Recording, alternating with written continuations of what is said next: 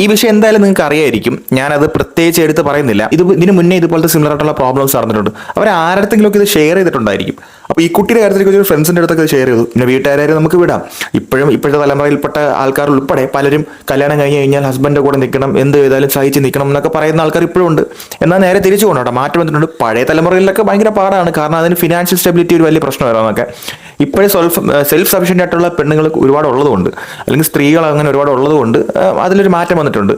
അങ്ങനെയുള്ള സ്ത്രീകൾ പോലും ഈ അബ്യൂസ് നേരിട്ടിട്ട്, നല്ല കാശുള്ള ഫാമിലിയിലെ ആൾക്കാർ പോലും ഇതുപോലെ അബ്യൂസ് നേരിട്ടത് പേഴ്സണലി എനിക്കറിയാം. ഇങ്ങനൊരു അബ്യൂസ് നമ്മുടെ ഫ്രണ്ട്സിൻ്റെ ഇടയിലോ ആർക്കിടയിലോ നടന്നിട്ടുണ്ടെന്ന് നമ്മൾ അറിഞ്ഞു കഴിഞ്ഞാൽ ആദ്യം അതിനെ ചോദ്യം ചെയ്യുക, അവരുടെ അടുത്ത് തന്നെ ചോദ്യം, ഇതിൻ്റെ എക്സ്റ്റെൻറ്റ് എത്ര ഉണ്ടെന്ന് നമുക്കൊരു പോയിന്റിൽ മനസ്സിലാവും.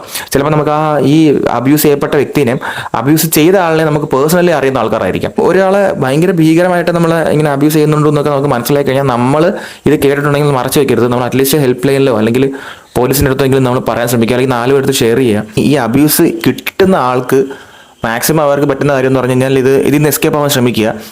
2 വീട്ടിലോ നാട്ടിലോ വിളിച്ച് പറയാൻ ശ്രമിക്കുക. പക്ഷേ ഈ കൊച്ചിൻ്റെ കാര്യത്തിലേക്ക് ഷാർജയിലൊക്കെ ആയതുകൊണ്ട് എനിക്ക് തോന്നുന്ന ഒരു പരിധിക്കപ്പുറം അവർക്കൊന്നും ചെയ്യാൻ പറ്റാത്ത അവസ്ഥ. പിന്നെ ഒരു റൂമിനകത്ത് കിടന്ന് ചിലപ്പോൾ ഒന്നും ചെയ്യാൻ പറ്റില്ല. പിന്നെ അയാൾ ഫ്രോഡാണെന്ന് പല വീഡിയോസ് ഞാൻ കണ്ടു. അയാൾ ഫുൾ ടൈം തണ്ണി അടിച്ചിട്ട് ആൽക്കഹോളിക് ആയിട്ടുള്ള വ്യക്തിയാണ്. അയാൾ തണ്ണിയാണെന്ന് എനിക്ക് തോന്നുന്നു. എപ്പോഴും വെള്ളമടിച്ച് മാനസിക നില തെറ്റിയ ഒരുത്തരാണ് അയാൾ. എന്താണ് ഇതിൻ്റെ കൃത്യമായിട്ടുള്ള റീസൺസ് ഒക്കെ ഇനി പോലീസ് കണ്ടുപിടിക്കുമല്ലോ. സോ എന്നിവ ഞാൻ പറഞ്ഞു വന്നാൽ ഇതുപോലത്തെ അബ്യൂസ് നേരിട്ട് കഴിഞ്ഞാൽ ആരും മിണ്ടാതിരിക്കരുത്. ഈ അബ്യൂസ് നേരിടുമ്പോഴാണ് ആക്ച്വലി ഈ അബ്യൂസിലോട്ട് പോകുമ്പോൾ അത് ആ ഒരു സ്റ്റേജ് തുടങ്ങിക്കഴിഞ്ഞാൽ അയാൾ അപ്പോഴേ വിലക്കണം. അത് എത്ര സ്നേഹമുള്ള ഭർത്താവാണെന്നുണ്ടെങ്കിലും ശാരീരികമായിട്ട് അബ്യൂസ് ചെയ്യാൻ സമ്മതിക്കരുത്. അങ്ങനെ ഒരിക്കലും അങ്ങനെ ചെയ്യില്ല കേട്ടോ.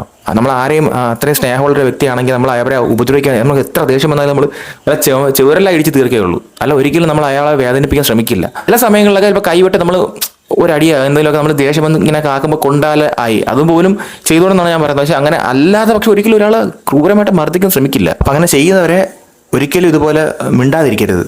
അവിടെ രക്ഷപ്പെടാൻ ശ്രമിക്കണം എത്രയും പെട്ടെന്ന്. ഇനിയെങ്കിലും ഇതുപോലത്തെ മരണങ്ങൾ ഉണ്ടാവാതിരിക്കാൻ അതൊക്കെയുള്ള വഴി.